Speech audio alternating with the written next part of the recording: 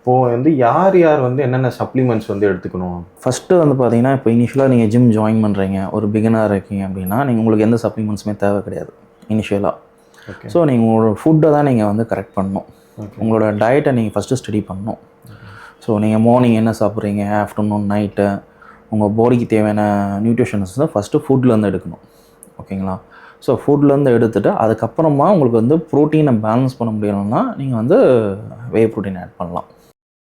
So வே protein add பண்ணிவிட்டு நீங்கள் ஒரு ஸ்டெப் பை ஸ்டெப்பாக தான் நீங்கள் இதில் வந்து ட்ராவல் பண்ண முடியும். ஓகே. ஓகேங்களா? எடுத்தோன்னே எல்லா சப்ளிமெண்ட்ஸுமே யூஸ் பண்ணக்கூடாது.